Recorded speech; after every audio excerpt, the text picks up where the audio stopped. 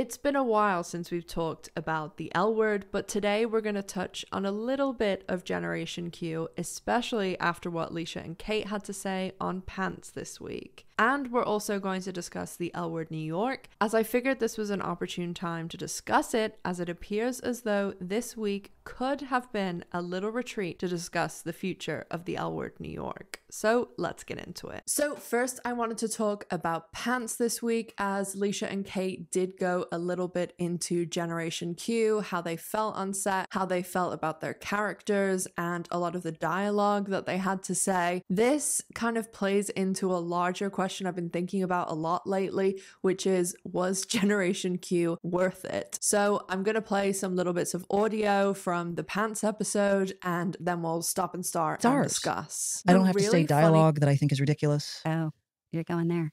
I'm just being honest. Pretend that, acting like I think this is a really great idea. Right. Yeah, I don't have to do that. Well, you're not getting paid pretend to be a different person.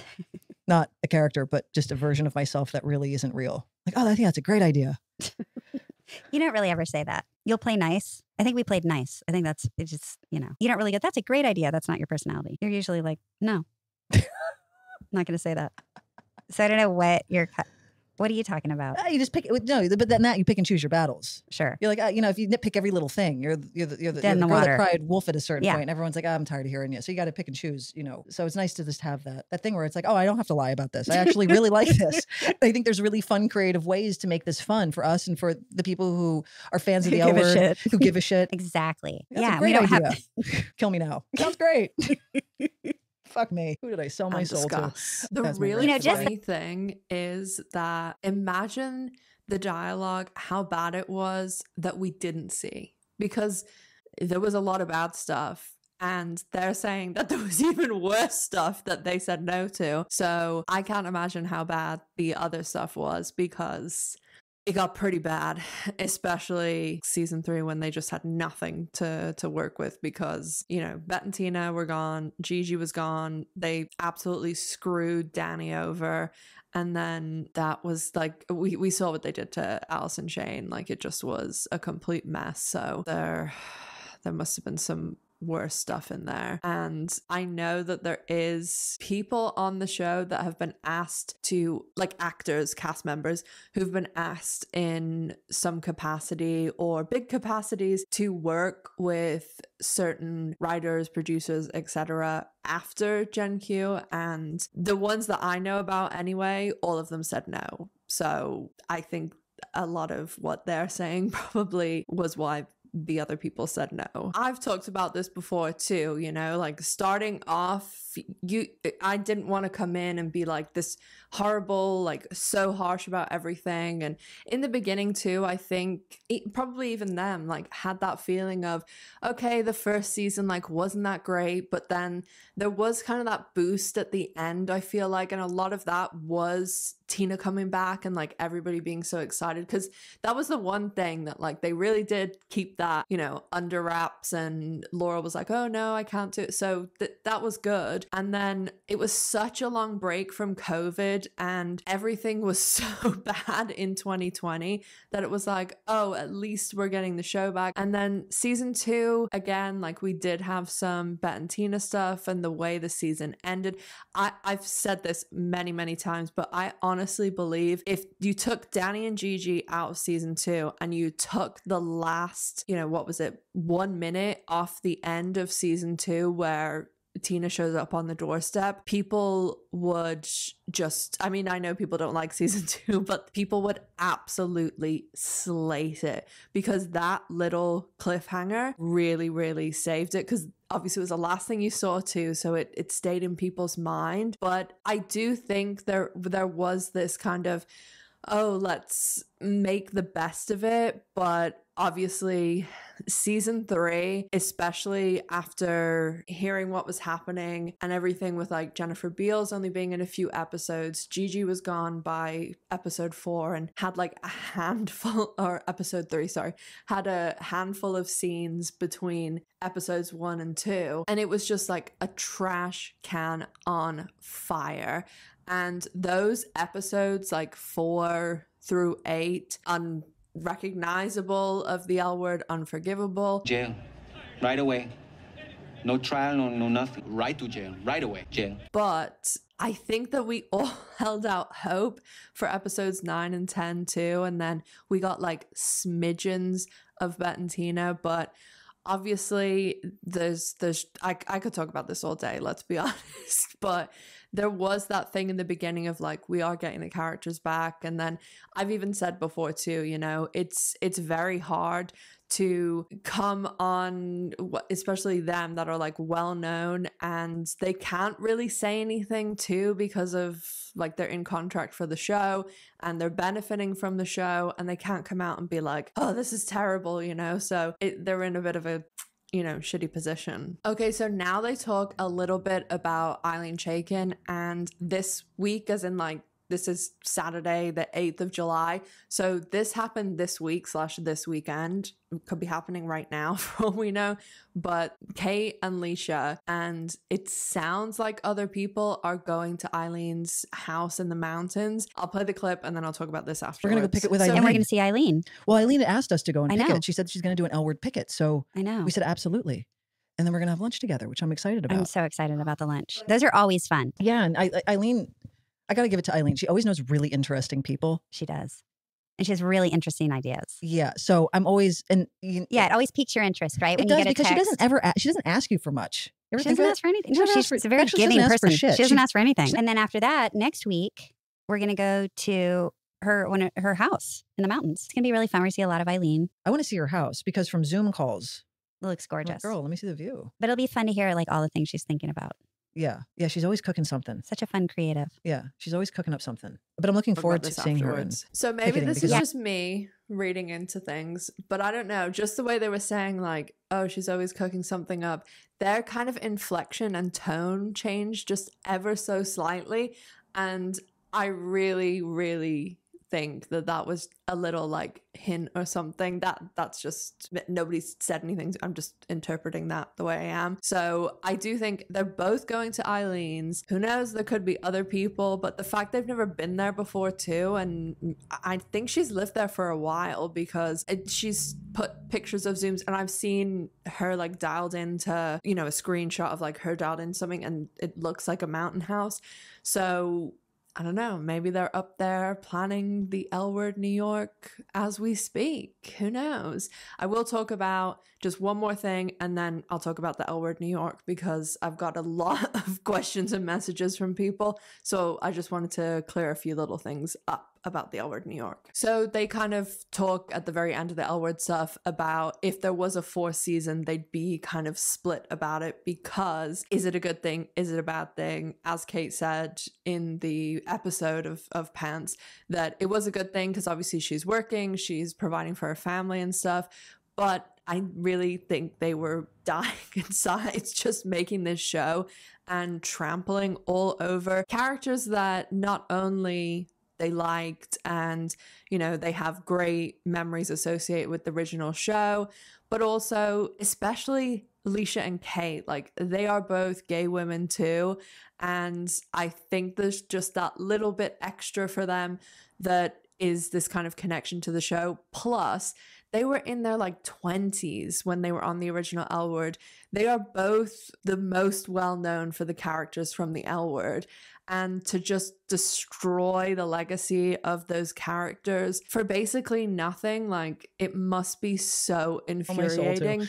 And you know, just the thought of that though, like if our show had been picked up for another season, I mean, don't you feel like a part of you was just slowly dying inside?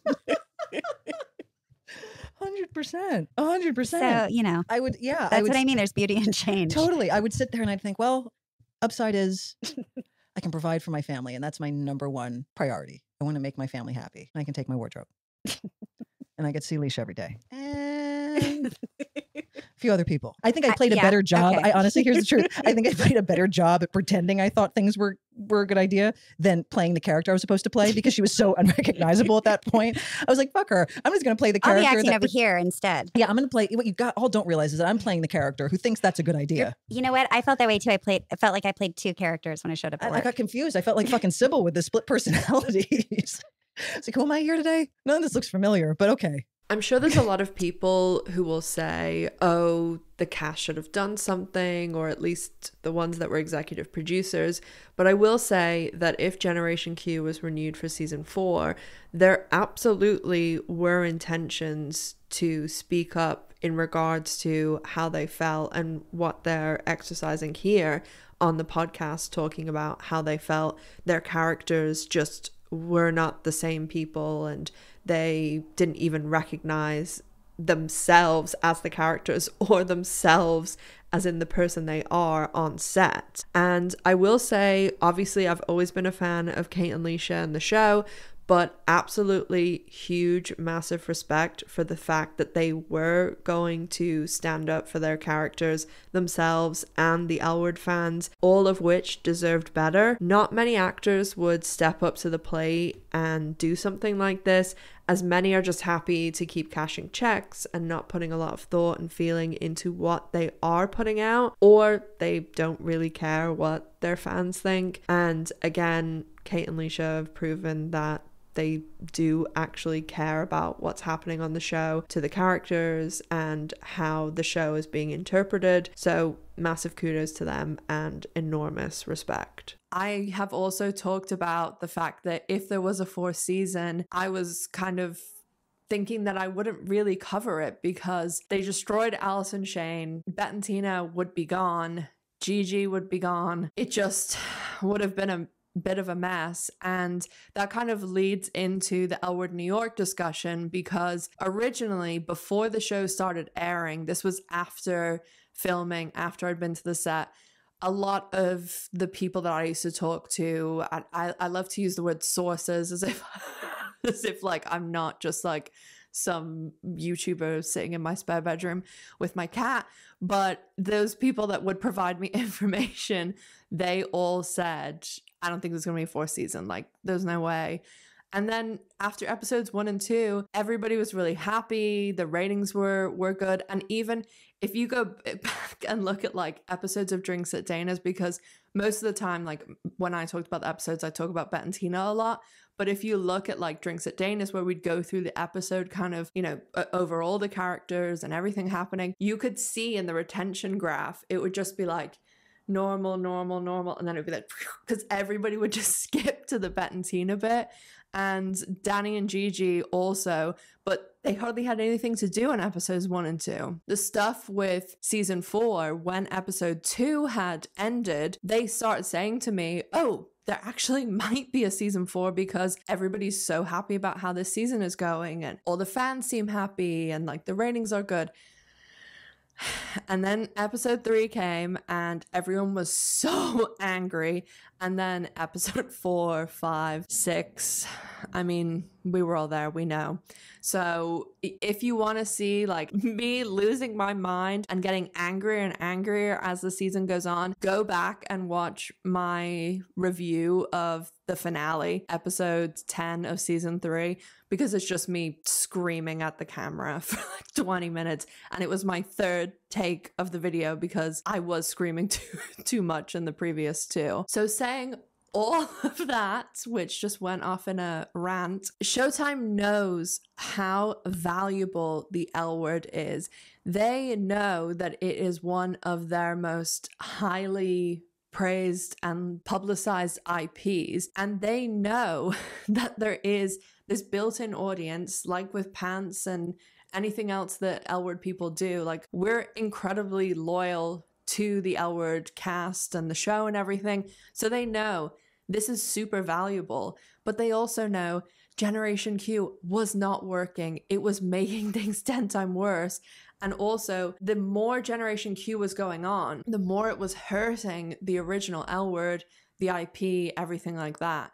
So that's why they ended up saying, get rid of Generation Q and let's try again with this reboot. It's very key that the way they announced this was that they said, this show is in development, the working title is the L Word New York, and it is a reboot of the original. It's not like a new take. And also, Eileen Chaikin, the original creator and showrunner of the L Word, is attached. So I'm not sure whether Eileen's going to be the showrunner. She seems to be a lot more involved in this than she was with Generation Q. So that I think ultimately will be a good thing. And it'll be really interesting to see what is going to happen, because the things that I've been hearing about the show, The L Word New York, has been interesting to say the least. So I'll talk about that in a second. But I've been getting like a lot of questions, comments, DMs about, is The L Word New York really happening? And the answer is yes. But the thing is, development is one of those things that it's a different timeline for every show.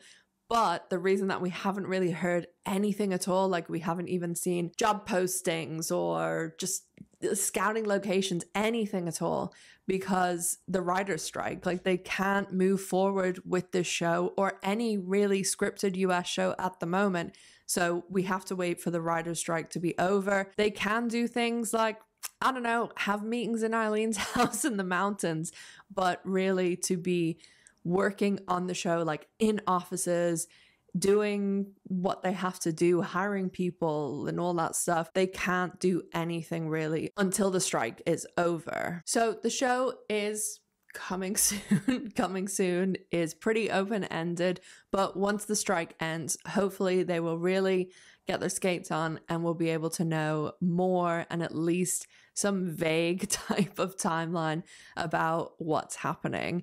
Now, I'm going to talk a little bit about some of the things that mainly cast members have told me, because I've talked about this in my live too. Pretty much everybody at Showtime, and I mean, there was a lot of people that were working at Showtime that I would talk to that were working there when the original L Word was on, and people that, you know, did social media and all that stuff. All those people nearly are gone now. So obviously the cast will be interesting, to say the least, of who comes on to the L Word New York, and I'll talk about that in a sec, but also the crew and a lot of Generation Q, like people who worked on it. I think you can pretty much rule those out because Eileen didn't work with those people, and also the show was filmed in LA. I would be shocked beyond belief if they filmed in LA. I think it's much more likely that they will go to Vancouver and then they can do like pickups in New York, like they did with Bette when she went to New York in the OG, or they could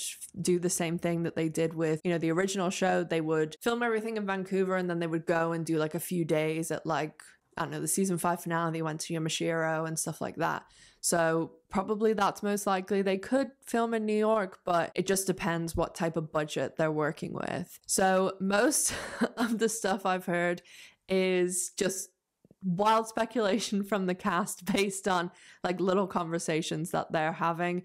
A lot of them have told me, I think nobody's, the first thing to say is nobody has said to me, I am 100% in the L Word New York.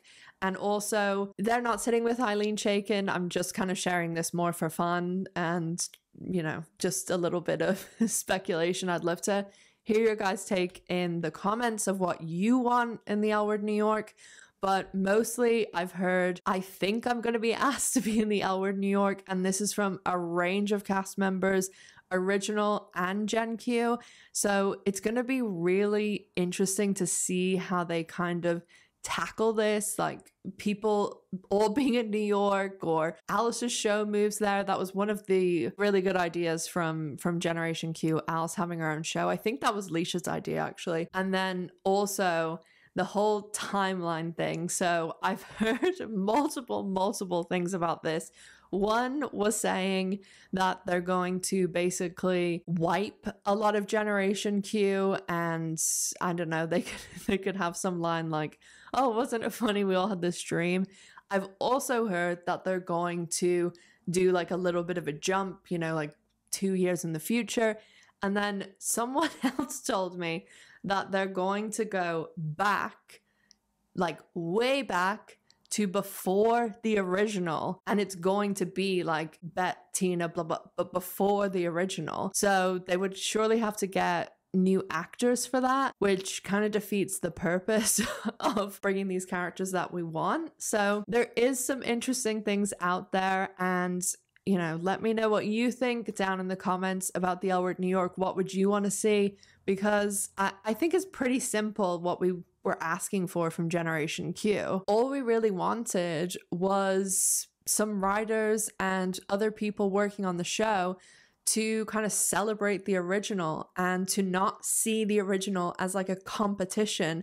And it was between the two of them. Like, it should have just been a continuation. One of the things that I would require is that when you hire the person, I'd be like, okay, here is a box set of all the seasons of the L Word between now and the first day. Go watch that. I think it really would benefit them to have like one or two people who were around like in the L Word OG heyday, and then also have obviously some younger writers to bring in like new audiences. And also, I really would love to see like some of the original writers and directors back. I think that would be really cool. Maybe as like producers, and they could do some writing and directing as well. Bring back Carmen, bring back Dana in some capacity that's not a musical. Bring back Kit, bring back Helena. I mean, it was Bette and Tina's fucking wedding and none of them were fucking there. But I'm gonna wrap this video up because I'm gonna go on another rant. So if you're interested in the L Word or other women loving women shows, our community, you can subscribe down below if you'd like to. Make sure to like the video if you enjoyed it, and don't forget to leave the L Word New York hopes and dreams in the comments, and I'll see you in the next one. Thanks guys, bye.